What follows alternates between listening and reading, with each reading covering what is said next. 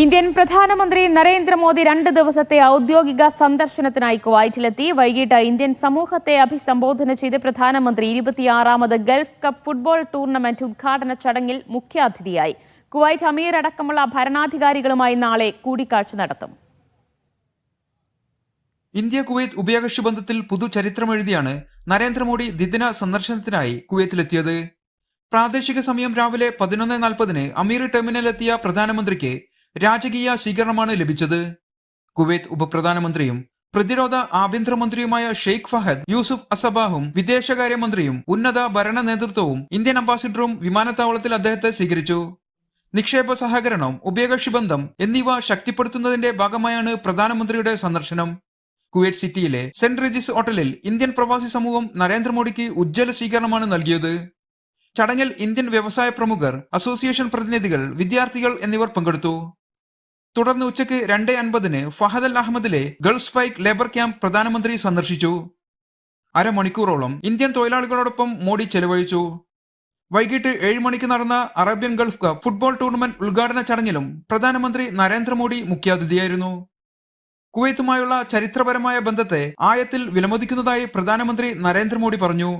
ഈ സന്ദർശനം ഇന്ത്യയിലെയും കുവൈത്തിലെയും ജനങ്ങൾ തമ്മിലുള്ള സവിശേഷമായ ബന്ധവും സൗഹൃദവും കൂടുതൽ ശക്തിപ്പെടുത്തുമെന്ന് ഉറപ്പുണ്ടെന്നും അദ്ദേഹം പറഞ്ഞു. അറേബ്യൻ ഗൾഫ് കപ്പിന്റെ ഉദ്ഘാടന ചടങ്ങിലേക്ക് തന്നെ ക്ഷണിച്ചതിന് കുവൈത്ത് നേതൃത്വത്തിന് അദ്ദേഹം നന്ദി അറിയിച്ചു. Media 1 Kuwait city. കുവൈറ്റിൽ ഇന്ത്യൻ സമൂഹത്തെ അഭിസംബോധന ചെയ്ത് പ്രധാനമന്ത്രി നരേന്ദ്രമോദി. രാജ്യത്തിന്റെ വിവിധ ഭാഗങ്ങളിൽ നിന്നെത്തിയ പ്രവാസികൾ ഹർഷാരവത്തോടെയാണ് ഹലാ മോദി പരിപാടിയിലേക്ക് പ്രധാനമന്ത്രിയെ സ്വീകരിച്ചത്. ഷെയ്ഖ് സാദ് അബ്ദുള്ള ഇൻഡോർ സ്റ്റേഡിയത്തിൽ നടന്ന പരിപാടിയിൽ 4000-ലേറെ പ്രവാസികൾ പങ്കെടുത്തു. പ്രധാനമന്ത്രി നരേന്ദ്രമോദിയെ ആവേശപൂർവ്വം സ്വീകരിച്ച് കുവൈത്തിലെ ഇന്ത്യൻ പ്രവാസി സമൂഹം. പ്രവാസികളെ ഓർത്ത് ഇന്ത്യ അഭിമാനിക്കുന്നതായും ഇന്ത്യക്കാരെ സ്നേഹിക്കുന്ന ഭരണാധികാരികളാണ് കുവൈത്തിലുള്ളതെന്നും മോഡി പറഞ്ഞു. ലോകത്തെ 5 സാമ്പത്തിക ശക്തികളിൽ ഒന്നാണ് നമ്മുടെ ഭാരതം. രാജ്യം ഡിജിറ്റലൈസേഷന്റെ പാതയിലാണ്. പല ഭാഷകളാണെങ്കിലും നാമെല്ലാം ഇന്ത്യക്കാരാണെന്നും ഒന്നാണെന്നും അദ്ദേഹം പറഞ്ഞു. നമ്മുടെ രാജ്യത്തിന്റെ ഈ മൂല്യങ്ങളാണ് നമ്മളെ മുന്നോട്ട് നയിക്കുന്നത്. മറ്റു രാജ്യങ്ങളിലാണെങ്കിലും ഇന്ത്യക്കാരാണെന്ന മൂല്യം നമ്മൾ കൈവിടാറില്ല. അടുത്ത ജനുവരിയിൽ നടക്കുന്ന പ്രവാസി ഭാരതീയ ദിവസിൽ പങ്കെടുക്കുവാൻ മോഡി ഇന്ത്യൻ പ്രവാസികളെ ആഹ്വാനം ചെയ്തു. മുതിർന്നവരും സ്ത്രീകളും കുട്ടികളുമടക്കം ആയിരക്കണക്കിന് പേരാണ് സമ്മേളനത്തിൽ സംബന്ധിച്ചത്. വിവിധ സംസ്ഥാനങ്ങളിലെ കലാകാരന്മാർ അവതരിപ്പിച്ച വൈവിധ്യമാർന്ന കലാപരിപാടികൾ ശ്രദ്ധേയമായി. 12:30 മുതൽ പ്രവേശനം അനുവദിച്ച സ്റ്റേഡിയത്തിൽ പരിപാടിക്ക് 1 മണിക്കൂർ മുമ്പേ ഗേറ്റുകൾ അടച്ചിരുന്നു. മുൻകൂട്ടി രജിസ്റ്റർ ചെയ്തവർക്കും പ്രത്യേകം ക്ഷണിച്ചവർക്കുമാണ് പരിപാടിയിൽ പങ്കെടുക്കുവാൻ അനുമതി നൽകിയത്. 1981 ഇന്ദിരാഗാന്ധിയാണ് അവസാനമായി കുവൈറ്റ് സന്ദർശിച്ച ഇന്ത്യൻ പ്രധാനമന്ത്രി. കുവൈത്ത് അമീർ ഷെയ്ഖ് മിഷേൽ അഹമ്മദ് ജാബിർ അസബ, മറ്റു ഭരണാധികാരികൾ എന്നിവരുമായി അദ്ദേഹം നാളെ കൂടിക്കാഴ്ചകൾ നടത്തും. Media 1 Kuwait city. കാൽപന്താരവുമായി കുവൈറ്റിൽ അറേബ്യൻ ഗൾഫ് കപ്പ് ഫുട്ബോളിന് തുടക്കം. അർദിയിലെ ജാബർ അഹമ്മദ് അന്താരാഷ്ട്ര സ്റ്റേഡിയത്തിൽ നടന്ന ഉദ്ഘാടന ചടങ്ങിൽ ഇന്ത്യൻ പ്രധാനമന്ത്രി നരേന്ദ്രമോദി മുഖ്യാതിഥിയായി പങ്കെടുത്തു. ഇത് 5ാം തവണയാണ് കുവൈറ്റ് ഗൾഫ് കപ്പിന് ആതിഥ്യം വഹിക്കുന്നത്. ഇറാഖാണ് നിലവിലെ ചാമ്പ്യന്മാർ. ആതിഥേയരായി കുവൈറ്റും ഒമാനും തമ്മിൽ നടന്ന ഉദ്ഘാടന മത്സരത്തിൽ ഏറ്റുമുട്ടും. Kuwait, Bahrain, Iraq, Oman, Qatar, Saudi Arabia, UAE, Yemen എന്നിവയാണ് ചാമ്പ്യൻഷിപ്പിൽ പങ്കെടുക്കുന്ന മറ്റ് രാജ്യങ്ങൾ. പ്രധാനമന്ത്രി നരേന്ദ്രമോദി കുവൈറ്റിൽ 101-കാരനായ മുൻ Indian IFS officer Mangal Singh ഹന്തയെ സന്ദർശിച്ചു. കുവൈറ്റ് സിറ്റിയിലെ സെന്റ് റെജിസ് ഹോട്ടലിലായിരുന്നു കൂടിക്കാഴ്ച. മക്കളോടൊപ്പം കഴിഞ്ഞ 50 വർഷമായി കുവൈറ്റിലാണ് ഹന്തയുടെ താമസം. നേരത്തെ മോദിയുമായി കൂടിക്കാഴ്ച നടത്താൻ അച്ഛൻ ഉറ്റുനോക്കുകയാണെന്ന് അദ്ദേഹത്തിന്റെ മകൻ ദിലീപ് ഹന്ത പറഞ്ഞിരുന്നു. രാമായണവും മഹാഭാരതവും അറബിയിലേക്ക് വിവർത്തനം ചെയ്തവരെ അഭിനന്ദിച്ച് കുവൈറ്റിലെത്തിയ പ്രധാനമന്ത്രി നരേന്ദ്രമോദി വിവർത്തകരായ അബ്ദുള്ള അൽ ബറൂൻ, അബ്ദുൽ ലത്തീഫ് അൽ നസഫി എന്നിവരെ കുവൈറ്റ് സിറ്റിയിലെ സെന്റ് റെജീസ് ഹോട്ടലിൽ നടന്ന യോഗത്തിനിടെയാണ് മോദി കണ്ടത്. ഇരുവരുടെയും പ്രവൃത്തി ആഗോളതലത്തിൽ ഇന്ത്യൻ സംസ്കാരത്തിന്റെ ജനപ്രീതി ഉയർത്തിക്കാട്ടുന്നതാണെന്ന് മോദി പറഞ്ഞു. മറ്റു വാർത്തയിലേക്ക്. ഇസ്രായേൽ ആക്രമണം തുടരുന്ന ഗസയിലേക്ക് വീണ്ടും സഹായമെത്തിച്ച് UAE. 500ഓളം ടൺ വരുന്ന സഹായ വസ്തുക്കളാണ് UAE കരാതിർത്തി വഴി എത്തിച്ചത്. ഈജിപ്തിലെ റഫ അതിർത്തി വഴിയാണ് 3 സഹായ ദൗത്യ സംഘങ്ങൾ ഗസ മുനമ്പിൽ പ്രവേശിച്ചത്. ഭക്ഷണം, ശൈത്യകാല വസ്ത്രങ്ങൾ, മരുന്ന് എന്നിവയടക്കം 495 ടൺ അവശ്യ വസ്തുക്കളാണ് ദൗത്യ സംഘത്തിലെ 30 ട്രക്കുകളിലുള്ളത്. ഗസക്കായി പ്രഖ്യാപിച്ച ഓപ്പറേഷൻ ഷ്രിവൽറസ് വഴിയാണ് സഹായം. ഇതോടെ ഓപ്പറേഷൻ വഴി UAE ഗസയിലെത്തിക്കുന്ന സഹായം 28,002 ടണ്ണായി. 144 ദൗത്യ സംഘങ്ങളിലായി 1273 ട്രക്കുകളാണ് ഇസ്രായേൽ ആക്രമണം നാശം വിതച്ച ഫലസ്തീൻ മണ്ണിൽ ഇതുവരെ എത്തിയിട്ടുള്ളത്. യുദ്ധം ആരംഭിച്ച ശേഷം ഫലസ്തീൻ ജനതയ്ക്ക് ഏറ്റവും കൂടുതൽ സഹായം എത്തിച്ച രാഷ്ട്രം UAE ആണ്. ഗസയ്ക്ക് ലഭിച്ച ആകെ സഹായത്തിന്റെ 42% UAEയുടേതാണെന്ന് UN കണക്കുകൾ ഉദ്ധരിച്ച് ജർമ്മൻ പ്രസ് ഏജൻസി പറയുന്നു. അവശ്യ സഹായങ്ങൾക്ക് പുറമെ UAEയുടേതായി 2 ആശുപത്രിയും ഗസയിൽ പ്രവർത്തിക്കുന്നുണ്ട്. പ്രാദേശിക ഭരണകൂടവുമായി സഹകരിച്ച് കുടിവെള്ള വിതരണ ശൃംഖല നന്നാക്കുന്ന ജോലിയും UAEയുടെ നേതൃത്വത്തിൽ പുരോഗമിക്കുകയാണ്. Media 1 Dubai. 55 വയസ്സ് പിന്നിട്ടവർക്ക് റിട്ടയർമെന്റ് വിസ പ്രഖ്യാപിച്ച് UAE. ജോലിയിൽ നിന്ന് വിരമിച്ച ഏത് രാജ്യത്തെ പൗരന്മാർക്കും വിസയ്ക്കായി അപേക്ഷ നൽകാം. കർശനമായ സാമ്പത്തിക മാനദണ്ഡങ്ങൾ വിസയ്ക്ക് നിർബന്ധമാണ്. ജോലിയിൽ നിന്ന് വിരമിച്ച ശേഷമുള്ള വിശ്രമ ജീവിതം UAEയിൽ ചെലവഴിക്കാൻ ആഗ്രഹിക്കുന്നവർക്കുള്ള തീരുമാനമാണ് federal authority four identity and citizenship കൈക്കൊണ്ടത്. 55 അതിനു മുകളിലോ പ്രായമുള്ള ഏതൊരാൾക്കും റിട്ടയർമെന്റ് വിസക്കായി അപേക്ഷിക്കാം. UAEക്ക് അകത്തോ പുറത്തോ ചുരുങ്ങിയത് 15 വർഷത്തെ തൊഴിൽ പരിചയമുണ്ടായിരിക്കണം. 10 ലക്ഷം ദിർഹം മൂല്യമുള്ള ആസ്തിയോ ബാങ്ക് നിക്ഷേപമോ അപേക്ഷകന് ആവശ്യമാണ്. അല്ലെങ്കിൽ ചുരുങ്ങിയത് 20,000 ദിർഹം പ്രതിമാസ വരുമാനം ഉണ്ടായിരിക്കണം. ദുബൈയിലാണെങ്കിൽ വരുമാനം 15,000 ദിർഹം മതിയാകും. 6 മാസത്തെ ബാങ്ക് സ്റ്റേറ്റ്മെന്റും നിർബന്ധമാണ്. 5 വർഷത്തേക്കാണ് വിസ അനുവദിക്കുക. മാനദണ്ഡങ്ങൾക്കനുസരിച്ച് വിസ നീട്ടാനുള്ള സൗകര്യവുമുണ്ട്. നേരത്തെ 4 വർഷം മുമ്പ് ദുബായ് ഭരണകൂടം റിട്ടയർമെന്റ് വിസ പ്രഖ്യാപിച്ചിരുന്നു. അപേക്ഷകന് 1,50,000 ദിർഹം വാർഷിക വരുമാനമോ 15,000 ദിർഹം പ്രതിമാസ വരുമാനമോ ദുബായ് റിട്ടയർമെന്റ് വിസക്ക് നിർബന്ധമാണ്. അല്ലെങ്കിൽ 3 വർഷത്തേക്ക് ഫിക്സഡ് ഡെപ്പോസിറ്റായി 10 ലക്ഷം ദിർഹം സേവിങ്സ് ഉണ്ടായിരിക്കണം. 5 വർഷം കഴിയുമ്പോൾ ഓൺലൈൻ വഴി പുതുക്കാൻ കഴിയുന്നതാണ് റിട്ടയർമെന്റ് വിസ. Media 1 Dubai. കുറ്റകൃത്യങ്ങൾ ചെറുക്കുന്നതിന് സംയുക്ത ശ്രമങ്ങളുമായി സൗദിയും ബഹ്റൈനും ധാരണയിലെത്തി. ഭീകരവാദത്തിനുള്ള ധനസഹായം, കള്ളപ്പണം വെളുപ്പിക്കൽ തുടങ്ങിയ കുറ്റകൃത്യങ്ങളെ ചെറുക്കുന്നതിനാണ് ഇരു രാജ്യങ്ങളും സംയുക്തമായി ശ്രമങ്ങൾ നടത്തുക. ഇതിനായി പരസ്പര വിവര കൈമാറ്റവും വെല്ലുവിളികളെ നേരിടുന്നതിനുള്ള പരിശീലനങ്ങളും സംഘടിപ്പിക്കും. മേഖലയിൽ വർദ്ധിച്ചുവരുന്ന കുറ്റകൃത്യങ്ങളെ ഫലപ്രദമായി നേരിടുന്നതിന്റെ ഭാഗമായാണ് ഇരു രാജ്യങ്ങളും ധാരണയിലെത്തിയത്. ഭീകരവാദത്തിനുള്ള ധനസഹായം, കള്ളപ്പണം വെളുപ്പിക്കൽ, മയക്കുമരുന്ന് കടത്ത് തുടങ്ങിയ അതീവ ഗൗരവമുള്ള കുറ്റകൃത്യങ്ങളെ തടയുന്നതിന് സൗദിയും ബഹ്റൈനും ധാരണയിലെത്തി. സൗദി അറേബ്യയുടെ attorney general Sheikh Saud Al മുജീബും Bahrain attorney general doctor Ali Al ബുഹൈനാനും സഹകരണ കരാറിൽ ഒപ്പുവെച്ചു. വിവരങ്ങളും വൈദഗ്ധ്യവും കൈമാറ്റം ചെയ്യുക, സംയുക്ത ഗവേഷണം നടത്തുക, വെല്ലുവിളികളെ നേരിടുന്നതിനുള്ള പരിശീലന പരിപാടികൾ സംഘടിപ്പിക്കുക തുടങ്ങിയ കാര്യങ്ങളിൽ പരസ്പര സഹകരണം ഉറപ്പാക്കുന്നതാണ് കരാർ. ആഴത്തിലുള്ള സംഭാഷണവും സഹകരണവും വളർത്തിയെടുക്കുന്നതിനുള്ള പരസ്പര സന്ദർശനങ്ങൾക്കും കരാർ വ്യവസ്ഥ ചെയ്യുന്നുണ്ട്. Naushad റിക്കൂർ, media 1, Dammam. സൗദിയിൽ 3 മാസം നീളുന്ന ശൈത്യകാലത്തിന് തുടക്കമായി. ഗോളശാസ്ത്രപരമായി മകരവൃത്തത്തിന് മുകളിൽ സൂര്യൻ നേരിട്ട് പ്രകാശിക്കുന്ന ദിനമാണ് ശൈത്യകാലത്തിന്റെ തുടക്കം. വടക്കൻ അർദ്ധഗോളത്തിലെ വർഷത്തിലെ ഏറ്റവും ദൈർഘ്യം കുറഞ്ഞ പകലും ദൈർഘ്യമേറിയ രാത്രിയും അനുഭവപ്പെടുന്ന ദിനം കൂടിയാണിന്ന്. സൗദിയിൽ ശൈത്യകാലത്തിന് ഔദ്യോഗികമായി തുടക്കമായതായി ഗോളശാസ്ത്രജ്ഞർ അറിയിച്ചു.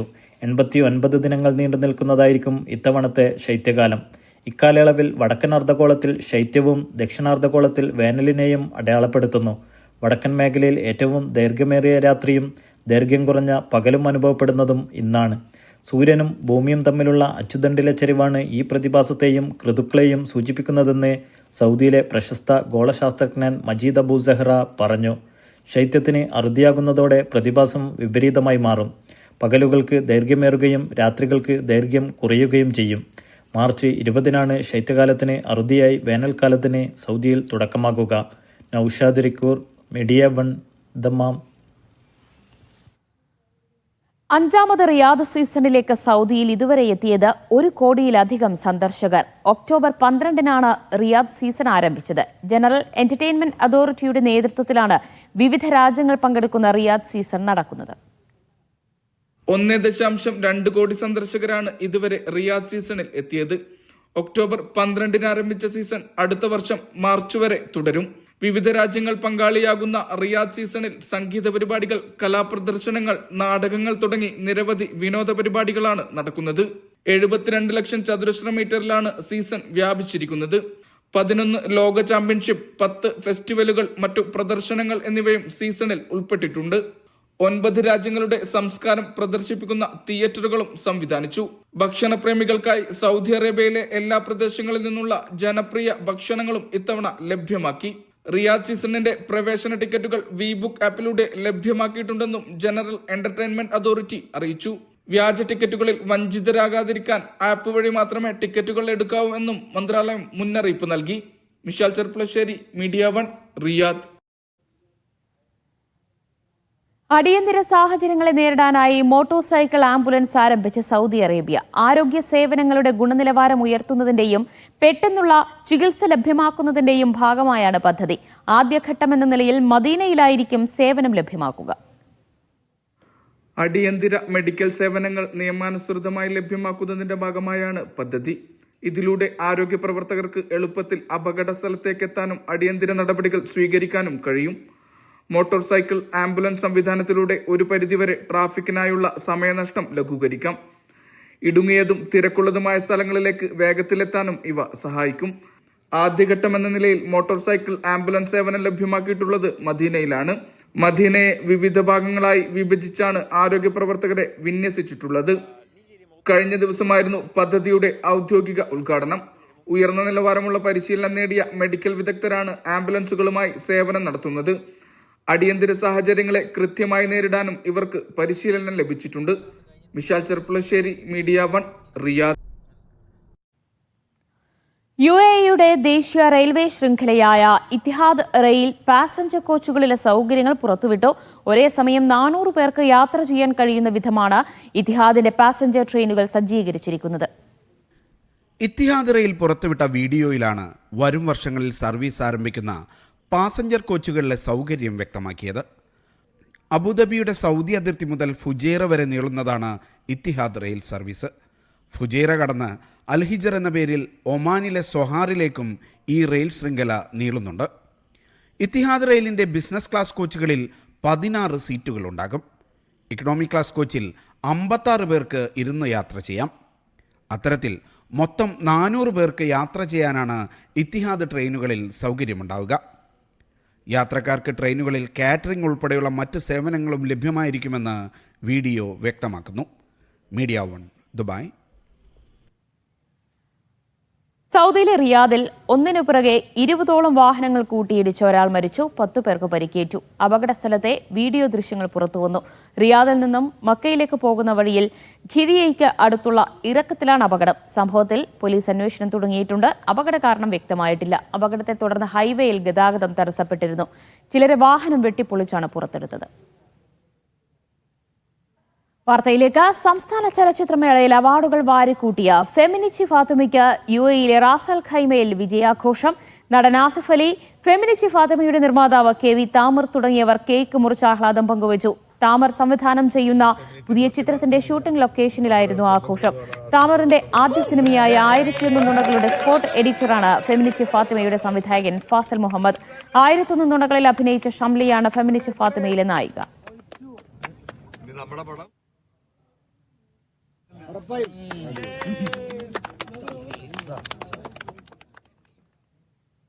ഒമാനിലെ മസ്കറ്റിന് ആഘോഷരാവുകൾ സമ്മാനിക്കുന്ന മസ്കറ്റ് നൈറ്റ്സിന് വേദികൾ ഒരുങ്ങി. കോമിക് ലോകത്തിന്റെ മായിക കാഴ്ചകൾക്ക് ഒമാൻ കൺവെൻഷൻ സെന്റർ വേദിയാകും. ഖുറം പാർക്കിലാണ് ഫുഡ് ഫെസ്റ്റിവലും ഫ്ലവർ ഷോയും. ഡിസംബർ 23-ന് ആരംഭിക്കുന്ന പരിപാടികൾ ജനുവരി 21 വരെ നീണ്ടുനിൽക്കും. ഒരു മാസം നീണ്ടു നിൽക്കുന്ന പരിപാടികൾക്ക് ഡിസംബർ 23-നാണ് തുടക്കമാവുക. നഗരത്തിലെ പ്രധാന 7 ഇടങ്ങളാണ് വിവിധ പരിപാടികൾക്ക് വേദിയാവുക. കോമിക് ലോകത്തെ മായിക കാഴ്ചകൾ നിറക്കുന്നത് ഒമാൻ കൺവെൻഷൻ സെൻ്ററാണ്. DC-യിലെ കഥാപാത്രങ്ങളും കുട്ടികളുടെ പ്രിയപ്പെട്ട കാർട്ടൂൺ കഥാപാത്രങ്ങളും അവരുടെ മുന്നിലെത്തും. Mini theatre, animation zone, celebration zone എന്നിവയുമുണ്ട്. ജനുവരി 13 വരെ വൈകിട്ട് 4 മുതൽ രാത്രി 12 വരെയാണ് കൺവെൻഷൻ സെൻ്ററിലേക്കുള്ള പ്രവേശനം. പുഷ്പമേളയും ഭക്ഷ്യമേളയും ഗുറം നാച്ചുറൽ പാർക്കിലാണ് നടക്കുക. Drone show, laser show, light show, carnival എന്നിവയും ഇവിടെ നടക്കും. വൈകിട്ട് 4 മുതൽ രാത്രി 11 വരെയാണ് പ്രവേശനം.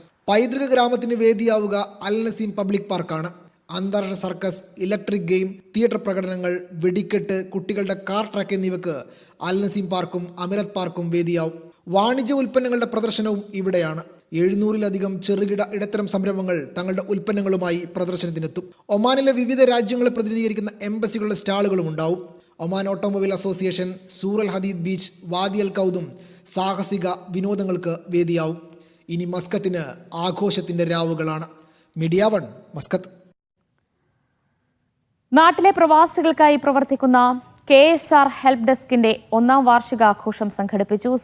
സൗദിയിലെ അബുഹ ഖമീസ് മുഷായത്തിലായിരുന്നു ആഘോഷങ്ങൾ. ചടങ്ങിൽ ഒലിപ്പുഴയിലെ നിർധന കുടുംബത്തിന് 4 സെന്റ് വസ്തു കൈമാറൽ ചടങ്ങ് നടന്നു. വിവിധ കലാപരിപാടികളും ചടങ്ങിന് കൊഴുപ്പുകൂട്ടി. ബഷീർ മുനിയൂർ, ഇബ്രാഹിം പട്ടാമ്പി, മനാഫ് പരപ്പിൽ, റസാഖ്, ഡോക്ടർ ബിനു എന്നിവർ സംസാരിച്ചു.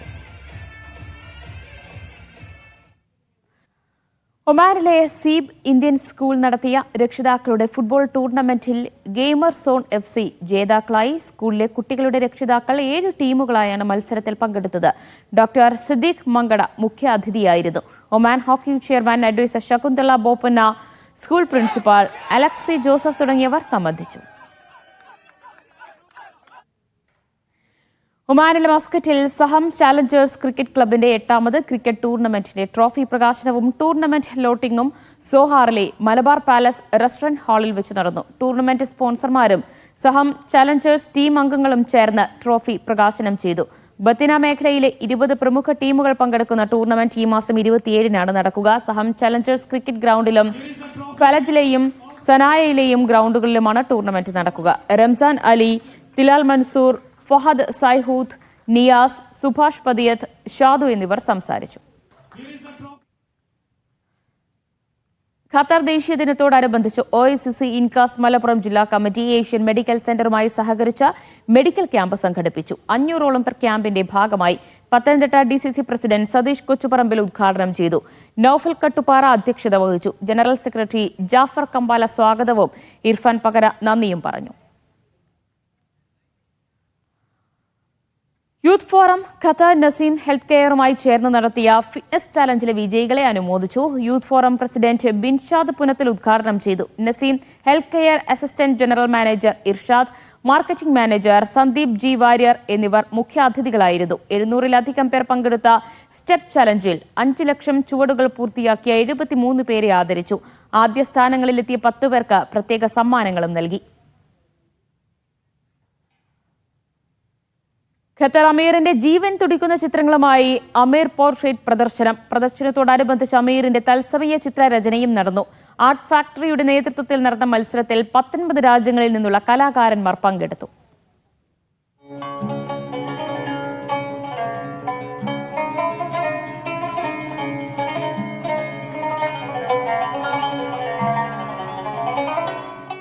ഖത്തർ അമീർ Sheikh Tamim bin Hamad Al താനിയുടെ ജീവൻ തുടിക്കുന്ന ചിത്രങ്ങൾ അമീറിന്റെ വ്യത്യസ്ത ഭാവങ്ങളെ ക്യാൻവാസിൽ പകർത്തുന്നതായിരുന്നു മത്സരം. ആദ്യഘട്ടത്തിൽ മത്സരിച്ചത് 19 രാജ്യങ്ങളിൽ നിന്നുള്ള 70-ലേറെ കലാകാരന്മാർ. വിവിധ ഘട്ടങ്ങൾ പിന്നിട്ട് ഫൈനലിൽ മത്സരിച്ചത് 10 പേർ. ഇതിൽ 3 പേർ മലയാളികളായിരുന്നു. ഒരുപാട് ആർട്ടിസ്റ്റുകൾ റിക്വസ്റ്റ് ഉണ്ട്. പിന്നെ വേദിയില്ലാത്ത ഒരുപാട് ആർട്ടിസ്റ്റുകൾക്ക് നമുക്ക് നമ്മളെ കഴിയുന്ന പറഞ്ഞാൽ എങ്ങനെയെങ്കിലും സപ്പോർട്ട് ചെയ്യണം എന്നുള്ള ആഗ്രഹവും എന്തെങ്കിലും ഡിഫറെൻ്റ് ആയിട്ട് ചെയ്യണം എന്നുള്ളൊരു ആഗ്രഹത്തിൽ കൂടിയാണ് ഈ ഒരു എക്സിബിഷൻ കണ്ടക്ട് ചെയ്തിട്ടുള്ളത്. ഒരുപാട് നല്ല റെസ്പോൺസ് എല്ലാ സ്ഥലത്തും കിട്ടിയിട്ടുണ്ട്. റോയൽ ഫാമിലിയിൽ നിന്ന് ഒരുപാട് നല്ല റെസ്പോൺസ് കിട്ടിയിട്ടുണ്ട്. അവരോട് വിസിറ്റിംഗ് ചെയ്തിരുന്നു. റോയൽ ഫാമിലിയിൽ നിന്നുള്ള ആൾക്കാർ നല്ല റെസ്പോൺസാണ് കിട്ടിയിട്ടുള്ളത്. ടുണീഷ്യയിൽ നിന്നുള്ള വജ്ദി നഫ്സിക്കാണ് portrait artist of the year പുരസ്കാരം. മലയാളിയായ സഗീർ സാലിഹ് 2ാം സ്ഥാനത്തുണ്ട്. മറ്റൊരു മലയാളിയായ ബാസിദ് ഖാനും ഫിലിപ്പൈനിൽ നിന്നുള്ള നിൽപിനാറും 3ാം സ്ഥാനം പങ്കിട്ടു. സഗീറിനും ബാസിത്തിനും പുറമെ മലയാളി സാന്നിധ്യമായി രാമചന്ദ്രൻ ആർഷയും ഫൈനൽ ഘട്ടത്തിലുണ്ടായിരുന്നു. പ്രമുഖ ചിത്രകലാകാരന്മാരായ ഇസ്മായിൽ അസാമും സലീം മക്തൂർ കിനാനിയുമാണ് ഫലം നിർണയിച്ചത്. المحكم للمسابقة للبورتري في الجاليري اللي هو هاي أول مرة تصير مثل هاي المسابقة ويكون فيها صورة لسمو الأمير الشيخ تميم بن حمد آل ثاني. حقيقة يعني الموضوع جميل. أول شيء يستحق هذا الاحتفاء يعني مناسبة العيد الوطني وكذلك تقديرا لهذه الشخصية العظيمة في تاريخ قطر وهي شخصية الشيخ تميم. لذلك المسابقة هي تعني وتحمل الكثير من الفخر ومن الاعتزاز بهذا اليوم وبهذه المناسبة. أتمنى أنه يكون الجميع بخير. അൽസത്തിലെ ആർട്ട് ഫാക്ടറിയിൽ ഈ ചിത്രങ്ങൾ പ്രദർശിപ്പിക്കും. ആദ്യഘട്ടം മുതലുള്ള മികച്ച ചിത്രങ്ങൾ ഇവിടെ പ്രദർശിപ്പിച്ചിട്ടുണ്ട്. ഒരാഴ്ച കൂടി കലാസ്വാദകർക്ക് ഈ ചിത്രങ്ങൾ കാണാൻ അവസരമുണ്ട്. Media 1 Doha. OICCയുടെ ആഭിമുഖ്യത്തിൽ ബഹ്റൈൻ ദേശീയ ദിനാഘോഷം സംഘടിപ്പിച്ചു. പ്രസിഡന്റ് ഗഫൂർ ഉണ്ണിക്കുളം അധ്യക്ഷത വഹിച്ച പരിപാടി അഡ്വക്കേറ്റ് സണ്ണി ജോസഫ് MLA ഉദ്ഘാടനം ചെയ്തു. ഗ്ലോബൽ കമ്മിറ്റി അംഗം ബിനു കുന്നന്താനം, ട്രഷറർ ലത്തീഫ് ആയഞ്ചേരി എന്നിവർ സംസാരിച്ചു. UAE തുരുത്തി മീറ്റും ക്രിക്കറ്റ് പ്രീമിയർ ലീഗും Sharjah Indian association president Nisar Thalangara ഉദ്ഘാടനം ചെയ്തു. സ്പോർട്സ് പേ അബുഹൈൽ ഗ്രൗണ്ടിലായിരുന്നു പരിപാടികൾ. ക്രിക്കറ്റ് ടൂർണമെന്റിൽ ടീം കിങ്സ് ദുബായ് ജേതാക്കളായി. ചലച്ചിത്ര താരം സുവൈബത്തുൽ അസ്ലമിയ, ഫൈസൽ പട്ടേൽ, ഹസ്കർ ചൂരി തുടങ്ങിയവർ സംബന്ധിച്ചു.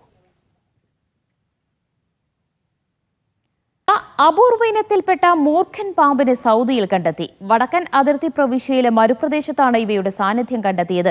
വീര്യമില്ലാത്ത വിഷമുള്ള ഇനത്തിൽപ്പെട്ടതാണ് ഫാൾസ് കോബ്ര എന്ന് പേരിട്ട ഈ പാമ്പ്. മൂർഖൻ പാമ്പിനോട് സാമ്യമുള്ള പാമ്പായതിനാലാണ് ഇവയെ വ്യാജമൂർഖൻ എന്ന പേരിൽ അറിയപ്പെടുന്നത്. പത്തി വിടർത്തി ചീറ്റാൻ കഴിയുള്ള ഇവയുടെ നിറവും സ്വഭാവവും എല്ലാം മൂർഖൻ്റേത് തന്നെ. എന്നാൽ യഥാർത്ഥ മൂർഖന്റെ അത്ര വിഷമില്ല. ഇതിനാലാണ് വ്യാജമൂർഖൻ എന്നർത്ഥമുള്ള ഫാൾസ് കോബ്ര എന്ന പേര് വീണത്. സൗദി പരിസ്ഥിതി മന്ത്രാലയം സൗദിയിലെ അൽജൌഫിനോട് ചേർന്നുള്ള വടക്കൻ അതിർത്തി പ്രവിശ്യയിലാണ് ഇവയെ കണ്ടെത്തിയത്. പ്രകൃതിയുടെ ആവാസ വ്യവസ്ഥ നിലനിർത്തുന്നതിൽ ഈ ഇനത്തിൽപ്പെട്ട പാമ്പുകൾക്ക് പ്രധാന പങ്കുവഹിക്കാനാകുമെന്നാണ് പഠനങ്ങൾ തെളിയിക്കുന്നത്. അതിനാൽ ഇവയെ കൊല്ലരുതെന്നും നിർദ്ദേശമുണ്ട്. ആഫ്രിക്കയിലെയും മിഡിൽ ഈസ്റ്റിലെയും അപൂർവം ചില ഭാഗങ്ങളിൽ കാണപ്പെടുന്ന ഒപ്പിസ്റ്റോഗ്ലിഫസ് ഇനത്തിൽപ്പെട്ട പാമ്പുകളാണിവ. ഈ ഇനത്തിൽപ്പെട്ട പെൺപാമ്പുകൾ ശീതകാലത്തിന്റെ അവസാനത്തിലാണ് പ്രജനനം നടത്തുന്നത്. Sabith Saleem, media 1 Jeddah. സൗദിയിലെ ജീസാനിൽ മലയാളി യുവാവ് വൈദ്യുതാഘാതമേറ്റ് മരിച്ചു. ആലപ്പുഴ തോട്ടപ്പള്ളി ദേവസ്വപ്പറമ്പ് വീട്ടിൽ സുമേഷ് സുകുമാരനാണ് മരിച്ചത്. വസ്ത്രം അലക്കുന്നതിനിടെ വാഷിംഗ് മെഷീനിൽ നിന്നാണ് വൈദ്യുതിയേറ്റത്. സഹപ്രവർത്തകർ ഹോസ്പിറ്റലിൽ എത്തിച്ചുവെങ്കിലും ജീവൻ രക്ഷിക്കാനായില്ല. 9 വർഷത്തോളമായി ഖമീസ് മുഷായത്തിൽ ടെക്നീഷ്യനായി ജോലി ചെയ്തു വരികയായിരുന്നു. അടുത്ത മാസം നാട്ടിലേക്ക് പോകാനുള്ള തയ്യാറെടുപ്പിനിടെയാണ് അപകടം. KMCCയുടെ ആഭിമുഖ്യത്തിൽ ബഹ്റൈൻ ദേശീയ ദിനാഘോഷം വിപുലമായ പരിപാടികളോടെ നടന്നു. വൈസ് പ്രസിഡന്റ് സലിം തലങ്കരയുടെ അധ്യക്ഷതയിൽ ബഹ്റൈൻ പാർലമെന്റ് അംഗം മുഹമ്മദ് ഹുസൈൻ ജനാഹി ഉദ്ഘാടനം ചെയ്തു. ഷംസുദ്ദീൻ വെള്ളിക്കുളങ്ങര പ്രഭാഷണം നടത്തി. ദുബായ് ഡ്രാഗൺ മാർട്ട് 20ാം വാർഷികം ആഘോഷിക്കുന്നു. ഏറ്റവും വലിയ ഫോർച്യൂൺ കുക്കീസ് നിർമ്മിച്ച് ലോക റെക്കോർഡ് നേടിയാണ് വാർഷികാഘോഷം. 2.25 കിലോ ഭാരവും 58 സെന്റിമീറ്റർ നീളവുമുള്ള വിഭവമാണ് ഗിന്നസ് ബുക്കിൽ ഇടം പിടിച്ചത്. ലോകത്തിലെ ഏറ്റവും വലിയ ചൈനീസ് മാളാണ് ദുബായിലെ ഡ്രാഗൺ മാർട്ട്. UAEയിൽ നാളെ മുതൽ പലയിടത്തും കാറ്റിനും മഴയ്ക്കും സാധ്യതയുണ്ടെന്ന് കാലാവസ്ഥാ നിരീക്ഷണ കേന്ദ്രത്തിന്റെ മുന്നറിയിപ്പ്. രാജ്യത്തിന്റെ വടക്കൻ മേഖലയിലെ തീരദേശത്താണ് മഴ ലഭിക്കുക. കാറ്റ് ശക്തമാകുമെന്നും കടൽ പ്രക്ഷുബ്ധമായിരിക്കുമെന്നും മുന്നറിയിപ്പുണ്ട്. അടുത്തയാഴ്ച വരെ മഴ തുടരാനാണ് സാധ്യത.